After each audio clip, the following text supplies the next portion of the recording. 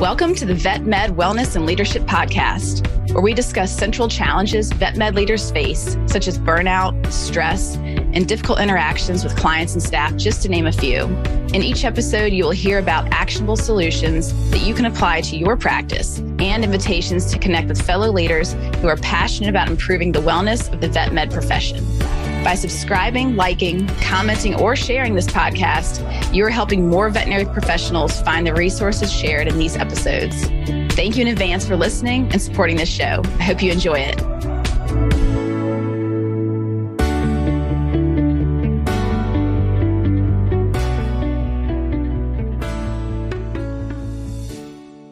Hey, everybody. Crystal Stokes here. Joining me today is Dr. Craig Clifford, who graduated from Mississippi State University College of Veterinary Medicine and received an MS in Animal Science and Virology from the University of Delaware. After completing an internship and medical oncology residency at the University of Pennsylvania, he became a diplomat of the American College of Veterinary Internal Medicine and Oncology in 2003. He's a medical oncologist at Blue Pearl Malvern and was previously the director of Blue Pearl Science. He is active in clinical research within a referral setting and serves as an advisory board member with industry and nonprofit foundations. He has authored and co-authored over 70 papers and book chapters and is a frequent lecturer at major veterinary meetings in the U.S. and abroad. So, Dr. Craig Clifford, thank you for being here with us today. Thanks for having me. I'm looking forward to it. Me too. So I'll introduce the topic, but then we're going to do an icebreaker. So today we are here to talk about the generation gap that we often see within the profession and how we might be able to bridge it. But before we go there, how about telling the audience an interesting fact about you that not many people know? All right. Well, I think one of them would be that I wrote a children's book. So it's only on Kindle right now, and I have brought in an entire $7 of sales. So yes, well done. It was a lot of fun. It was dedicated to my son. It's called The Boy Who Wanted to Be a Veterinarian, Connor's Journey. And it was great, and the crazy thing is, we all say that AI is going to take over the world, and AI helped me tremendously with this. ChatGPT helped with my writing of it. And then there is a graphics program website called Midjourney. And you basically tell it what you want it to draw, and it draws these incredible photos for it. So that was a lot of fun putting together. And I got to be honest, for anyone listening, if I did it in a week. If I did it, any of you could probably do it, 10 times better and 10 times faster. And then Amazon has an entire thing on writing a book where they publish it all for you. And it's all these simple steps to follow. So it was a really cool thing, really definitely stepping outside of my comfort zone for it, but I enjoyed it. Oh, it's so neat. And it's really thinking that you've authored and co-authored papers and things that are much more rigorous, scientific documentation of all the stuff that you research, and doing something that's more creative and fun outside of the scope of your normal practice. It was awesome. I totally loved it. And my son really enjoyed it. He liked seeing the pictures. Although he said he doesn't look like the boy is what he said. So... Oh, kids, they're so adorable. Wow, that's very, very sweet. As a kid, I still think back to the books that I read as a child and how much they mean to me, like the Velveteen Bunny, and just certain stories that teach kids certain values. And I'm actually going to Google your book now when we're done this podcast. I'm going to look you up on Amazon. All right, you might get me another 50 cents. Thank you so much, Crystal. You're welcome. I'm on my way to retirement. You never know. Maybe it'll blow up after this podcast. There we go. So let's dig into this topic of the generations that we see within veterinary medicine. Let's just start by getting to know you. What generation do you identify as, and what's it been like to be that generation? Yeah, so I'm a Gen X, and we were the generation, as you are too, that the generation that in some ways we were very blessed, meaning we could go out till whatever time it was. Had to be home by X amount of time, but nobody knew where you were. You were just out playing with your friends. You had a lot of freedom. You walked home from school, all of those things that I think a lot of the newer generation really missed out on, unfortunately, just because of all safety concerns. And, we were also the generation, I think, they probably just started putting in seatbelts. It really wasn't a law back then. And I remember we had a big old monster station wagon going on vacation. We're sitting in the back with all the luggage and stuff, which You look at those things now and, I think it made us tougher, but you look at things now and they look back and they're like, oh my God, how did you survive, It's so funny. I remember growing up sitting on a phone book because I'm short and tiny, but the car didn't adjust that much, or learning to drive a tractor and like just trying to figure out, like, you just wing it, put some duct tape on things. So like a rugged individualist kind of generation. Yeah, without question. I think that's definitely served us well. There's no doubt, because, we came from, our parents who were incredibly hard workers, and, everything was just about providing for the family and working hard and, doing all that. So we were able to, I think our generation has emulated that, and on some level we may have taken it almost too far, where for many of us, I know I can say for myself, career became number one, eyes on the prize. That was my goal, and nothing was going to stop that goal. So that was me as a Gen X once I got into veterinary school, because for my story, I'd gone to college, then I had to go to grad school because my college didn't know anything about, they spit out MDs. So they said, you need to go to grad school. So I went and did a grad degree to get into vet school, and I was the last person taken in my class. So that gave me a real chip on my shoulder. And, I graduated very high and got into the internship and residency I wanted, but I wouldn't let anything stand in my way. And I think that chip really stayed with me for a long time. And to some extent, I think it's still there, this feeling that you have to continually prove yourself over and over, which is not necessarily a good thing, as we'll go through. It does lead to some potential regrets down the road, but that was my thing. And, as I finished my residency, the running joke compared to the newer generation was that Red Bank Veterinary Hospital at the time in New Jersey was the largest privately owned referral hospital. And they were doing, 24/7, 7-day-a-week services, which was unheard of. And when I wanted to join and asked, and interviewed to get the job, they're like, you're working Sunday through Thursday. And I was like, great, I have a job, not that I'm working Sunday, how terrible that was. It was just more, I was just happy. I had my job and, this is what I wanted to do, and never even thought that what a terrible thing to have to work on a Sunday, It's so true. The perspective of, I think different generations, like we're going to discuss today, every strength can be a weakness if taken too far. And I experienced the same thing as a Gen Xer of just my focus on work and doing and productivity eclipsed everything else. So it's like, I never thought about how do I feel? It's not about do I feel tired or not? It's just you do it. You do it because you said you're going to do it, and it's what needs to be done. And the voice is harsh in my head, like you just do it. There wasn't a thought about balancing anything, like the phrase work-life balance was never part of my vocabulary in the younger years. I would totally agree. Relationships were always way on the back burner. Self-care, what's that? Doesn't matter. Fun, you have to earn that. Maybe when you're dead, you can have fun. It was just like work and be productive, produce, earn, build, just this real, like, it was like a machine mentality. And I can see that from a work perspective, it's like, that's great. And people love to employ people like us because we'll work ourselves to the bone and never ask a question about it. And feel pretty good on the inside about doing it because we're checking that mental box of like earning our value and worth. But then all the other things that are meaningful in life are just dying on the vine. And there's no real sense of joy or pleasure or meaning because those things weren't valuable. I think they weren't taught as valuable to our generation. At least I'll speak for myself. I agree with you 100%. And I was very blessed in that the group I was with was all type A's, exactly the same.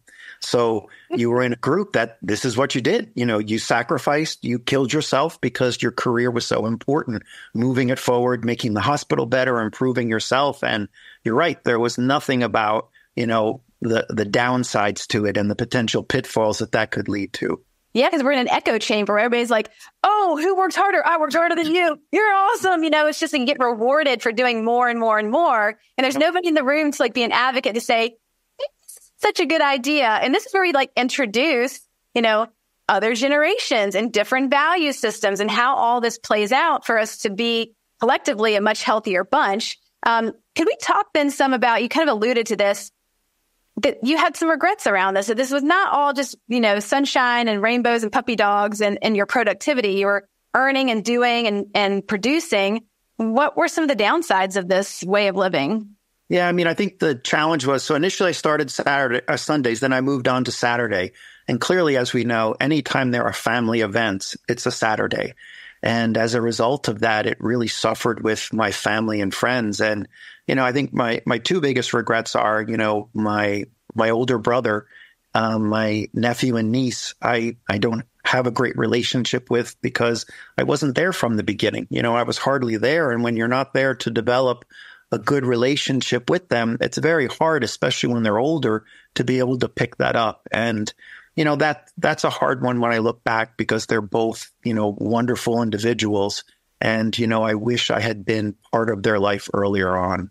Same thing for my best friend and his wife, who's also one of my closest friends. Their kids grew up and I never got to really know either of them, either of the boys. So, I think those are two things that I look back on and I wish I had. You didn't need to work every freaking Saturday. You could have taken some time off to go see the family. It wouldn't have been the end of the world. And if, the other type A's got upset, so what? But, I was in that wheel, just like you, that wheel that you had to keep earning, you had to keep going up the ladder and just keep working. And at that point, I wasn't going to let anything, because I had sacrificed so much to get into vet school that I wasn't going to let anything get in the way. But, in hindsight, looking back now, those are my top regrets, I would say.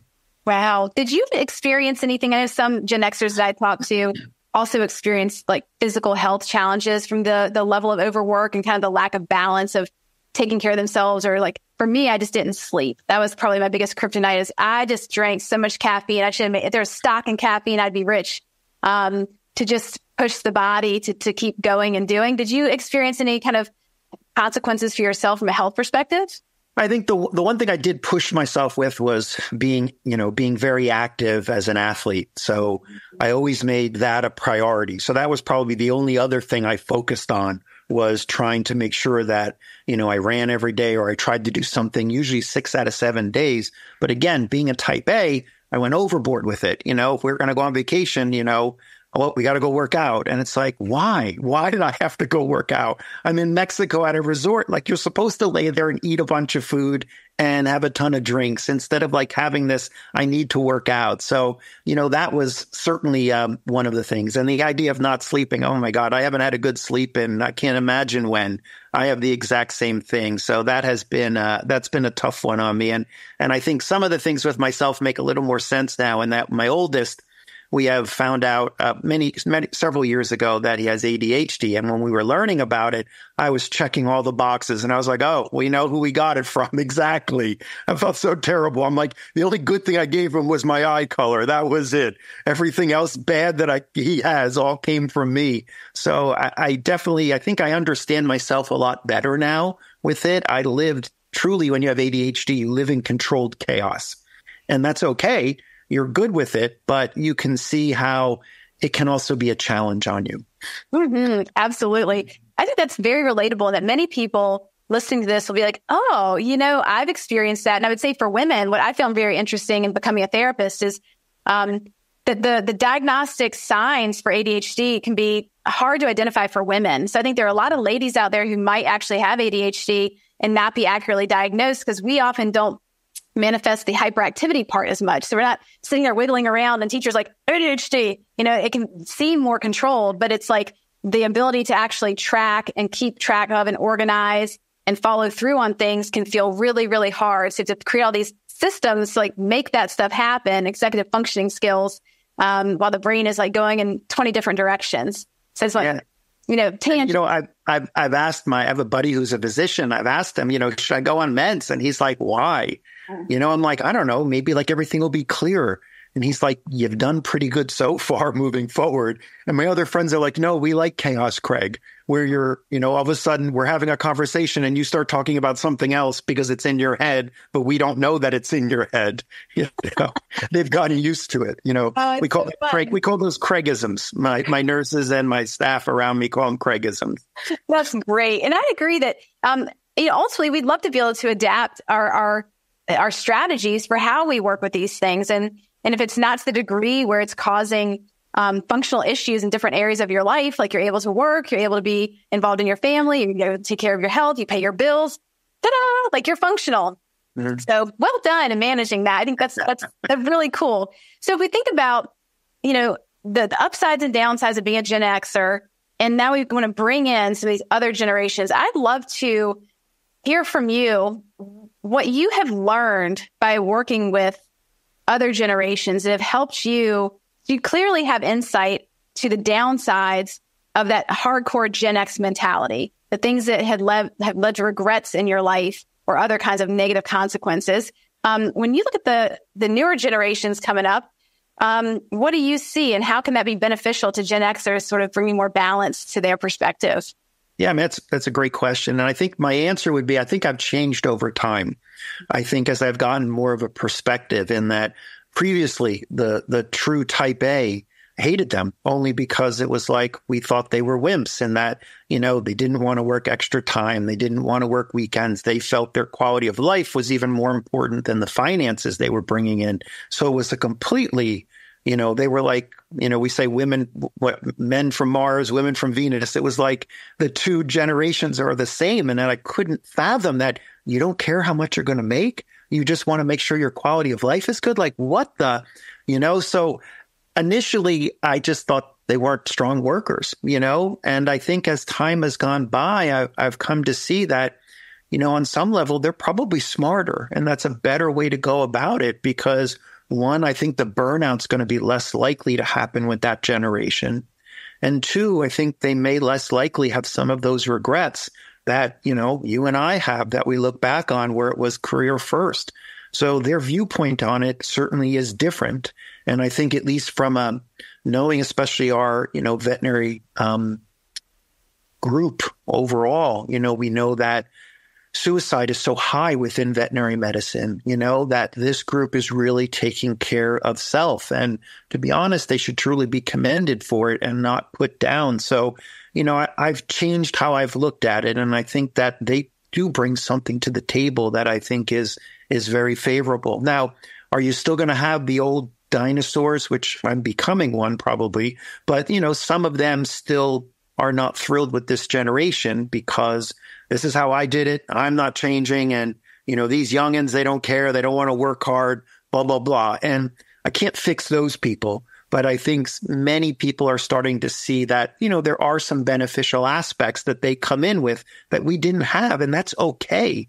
And that's a good thing to bring into a larger collection of people because although, yes, at Red Bank, it was wonderful, all a bunch of type A's, but that was the downside too, because I could never leave because I had to keep up what my revenue totals were. I had to keep up seeing all the cases because, if Craig Clifford didn't show up one day, the world was going to end. Like that's how silly my mind was when clearly that's not the case. And, you need time off. That's important. And, it's not a badge of courage to say I don't take vacations. That's idiocy to look back on. So I think that's something that I've learned from the millennial generation that, I certainly take with me now. And I'm sure you've had it in your field as well. Oh, for sure. I think that my path to becoming a therapist sort of helped me temper the, Gen X type A side of me and just bring out more. It's almost like before I used to say I was like Pinocchio. I was like a wooden boy, just operating like a machine, and that through my own therapy and becoming a therapist, I became a real boy with flesh and blood and I could feel again, this. I love that analogy. Yeah. And I think that reminds me of what I think the newer generations they understand more intuitively that if we slow down enough to really ask the deeper questions, like, why are we alive? What matters? You have only a certain amount of time on this planet. That's a fact. You don't even know how long it will be. It could be short, it could be longer, but each minute of time that is spent, you never get back. So if we're allocating a lot of that time, my dad used to do this to me as a kid. He put pennies in my hand. He'd say, Chris, you're a bunch of pennies. Everything you do takes a penny and you never get the penny back. So be careful about how you use your pennies. And I was like, I think he was more like budgeting, but it made me think about just life. Like anything you do takes a penny. So this younger generation, I think what I see, and even as a therapist and working with people of different ages, there's a sense of the bigger picture of why we do anything. Does it actually have meaning? And they haven't drunk the Kool-Aid that just being productive is all there is to it. I think that older generations, myself, my parents, did not have basic safety, like foundational safety in the older generation. So it's like, yeah, you just need to have money and resources so you can be safe, so you can have food, so you can have shelter. It's kind of like Maslow's hierarchy of need. If you don't have those basic needs met that you can survive and live, you don't care about higher order things like meaning and purpose because you might die because you don't have food and shelter. I think that we inherited a bit of that mentality, even though we were in a safer position, like we were much safer. And now this next generation, we have amazing technology, like our healthcare is great. Like we live in a much more prosperous time. So we have the privilege of not having to just accrue a bunch of resources. We can then have more leisure and think about the meaning of life. And I think that's a beautiful thing. I also spent time in Europe right after I finished my degree. And it was so fascinating that when they'd find out I was from the US, they'd basically, they'd say, I'm sorry. Like, what is wrong with you all? And I was like, what do you mean? And they're like, you don't take vacations. You work all the time. Like, you just don't get it. What is wrong with all of you? And I was like, oh, well, and they prided themselves on siesta. Yeah. Things like that. Exactly. Which we would laugh at, like how unproductive that is, you know? Exactly. So the values are just different. And what I loved about our original conversation that led to this podcast is you did such a beautiful job of saying it's not either or, it's the integration that the younger generation, they benefit from being around the old dinosaurs who say, hey, let's work hard. It feels good. Like when you produce something you achieve, you feel amazing. And also it can change the world. Like you can do things that actually help people and help society. And it takes effort, but it's worth it. You know, there's something that feels good about working hard and producing. While the younger generation brings in, hey, let's also just do it enough, like minimum effective dose of productivity. So then you can also have value and meaning in other parts of your life. And, you know, I think that you just spoke to that really, really beautifully, that there is a nice harmony that we can strike. Yeah. And where I am right now in Blue Pearl Malvern, I'm very blessed in that we have kind of a gradient of ages. You know, previously, you know, it was all mostly one age group where I was before, but this is a nice gradient. And I think that that's very beneficial exactly for that, because I think that some of the older crowd, you know, they still have their things with the younger group, the millennials, don't get me wrong, but I think that many of them are starting to. You know, one of my mentors who I work with is a radiologist, and he never took time off. And I'm so proud of him now. He's like taking time off to go see his kids, his grandkids, doing these things, leaving work early. So like that is an avenue. And that was something he had said to me. He's like, don't do what I did. You know, don't do what I did, because he probably had regrets as well. His name is Curtis Shalling. He's a wonderful radiologist. And, you know, he's doing that now. So I'm like so proud to see that, you know, this is what he's doing. And he is, you know, he's gained some things from the younger generation. And I think the younger generation also sees when he's there, an incredibly hard worker and churns out cases. And, you know, they see that with him. So I think the beauty of where I am now, by having these different levels of ages, it is much better. If it was all up or low, that's not going to happen. But I think the Gen X can work well with both groups. And I think it helps bridge the gap between the other two groups as well. I love that. You know, I'll also say just for sake of like, I don't know, kind of devil's advocate type of thing. The generational stereotypes we're talking about are just generalizations. So there could be someone who is, you know, 20 years old that identifies themselves. They say, if I read the description of a Gen Xer, that'd be me. I'm type A, I work hard, you know, and I don't identify with my current generation, or vice versa. So just to know, these are generalizations for anybody listening that might not completely fit into the stereotype like Craig and I obviously do. Don't worry. That's okay. But this is just a way to have a language to describe some of the differences we see within a hospital. And Craig, I was going to ask you, we've kind of already circled around these things already, but just getting more tangible for those listening. If we have people listening who might be thinking, you know, I'm rocking this, like this stuff makes sense to me, but now I'm thinking, how can I bridge the gap in my clinic? You know, we do definitely feel the divide. Maybe it's across multiple clinics of, you know, kind of the old school way and the new school, and they are sort of at war with each other. Do you have any ideas of ways we might be able to help bring people together? Yeah, I mean, one of the things that we had always done is we're very, you know, which other place I was at as far as the hospital is that, you know, I grew up in a household where my parents always threw a lot of parties.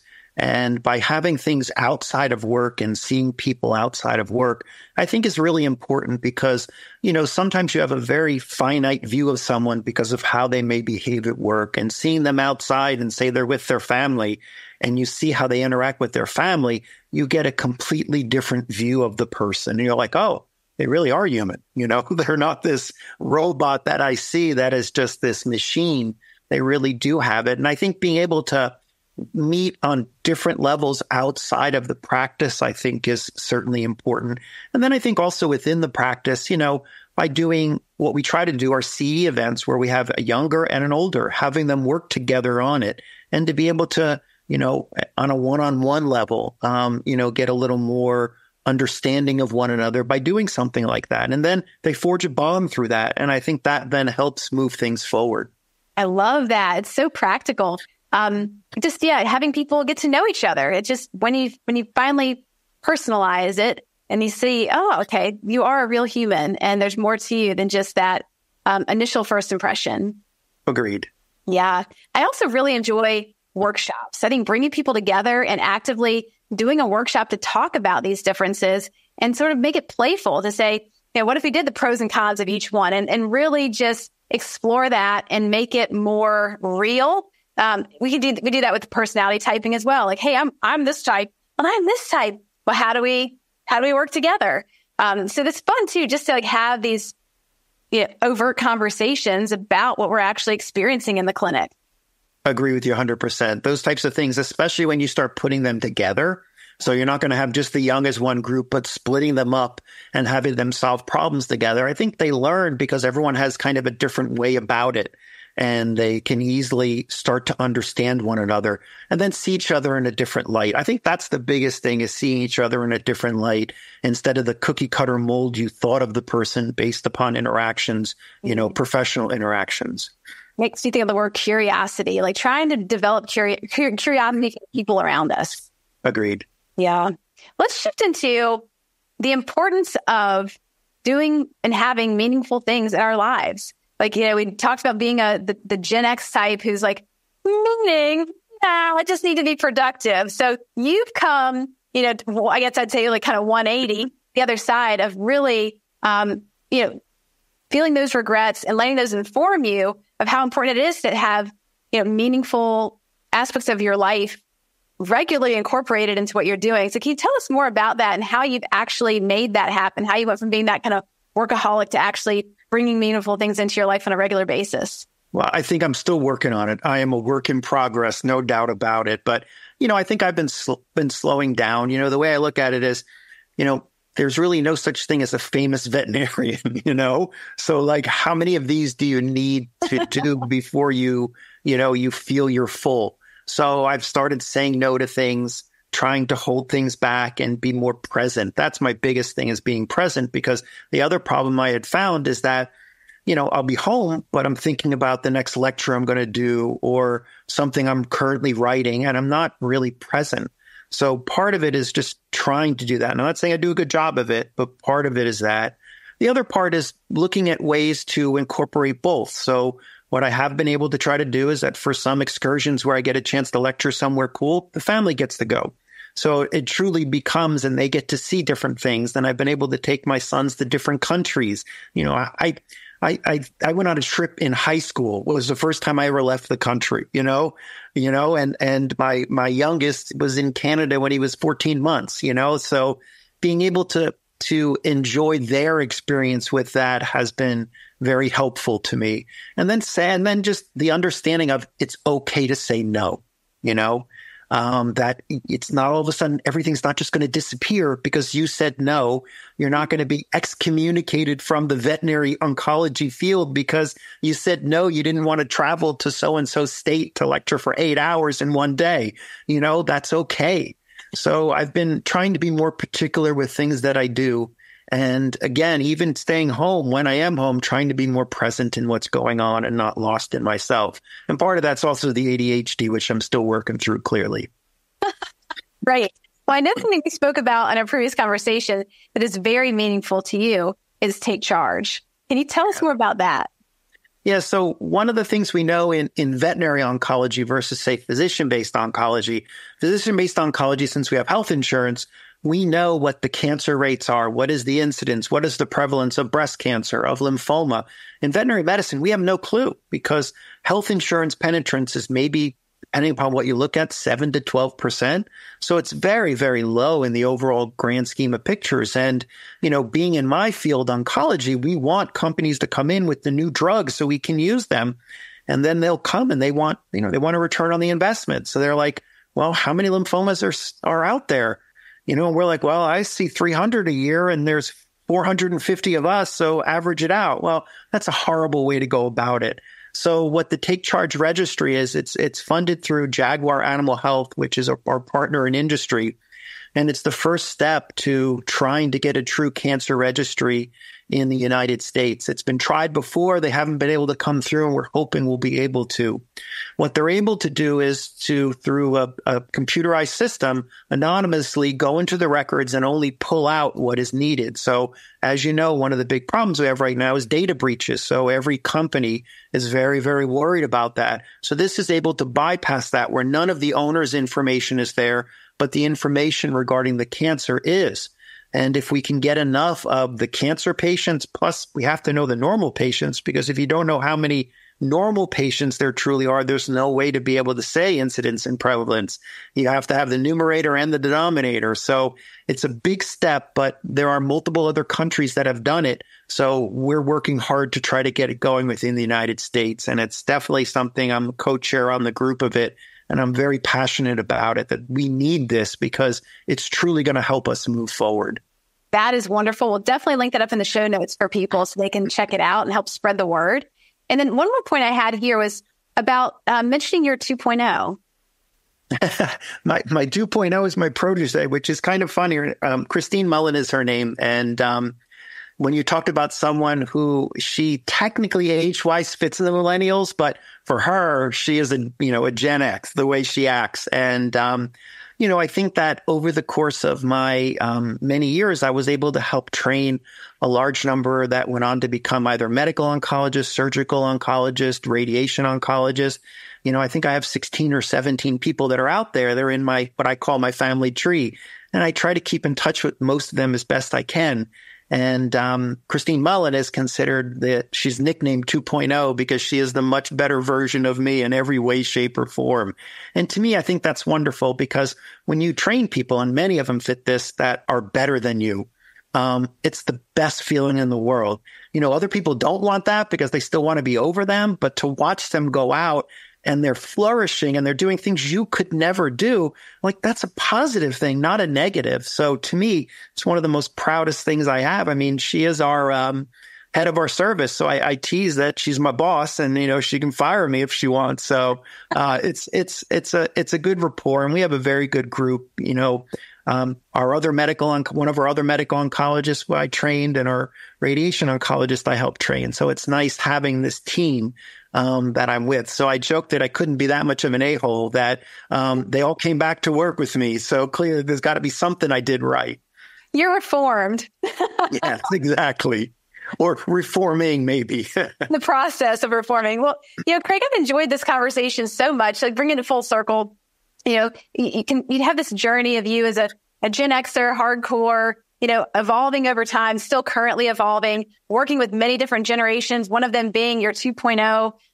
It's just a beautiful story of how you have evolved over time, and you're able to see the benefits of all these different generations coming together, pulling together, and having that curiosity and openness to really make it work, to make the profession and just life in general better. I agree 100%. And as I said, I'm still working on it. And hopefully maybe when I talk to you in 4 or 5 years, I'll be even in a better place at that point. That sounds good. I think that we can both agree to try and make that part of our plan and keep checking in, keep each other accountable. Agree 100%. So for Craig, those listening today that may want to get in touch with you, can you share with us the best way to find you? I think either through LinkedIn is probably the easiest way. I'm on LinkedIn, also on Facebook. and I allow anybody to say hello on Facebook. They joke that, I don't restrict anyone. So I do get a lot of other things coming through. But on Instagram, AnkVet2208 is my other name. So all of those are feasible. And I can pass along the links for you to post up when you have this. Okay, sounds good. We'll put all that in the show notes so people don't have to hunt for anything. And we'll also link up Take Charge as well. So Dr. Craig, thank you so much for being on with me today. It's been really fun. I had a blast. Thanks so much. You're welcome. Thank you for joining me today. I hope that you feel stoked after listening to this episode. And as always, I would love to hear your comments and feedback. Is there a topic that you want to know more about? Please let me know. And thank you again for subscribing and sharing your favorite episodes with others. It really means a lot.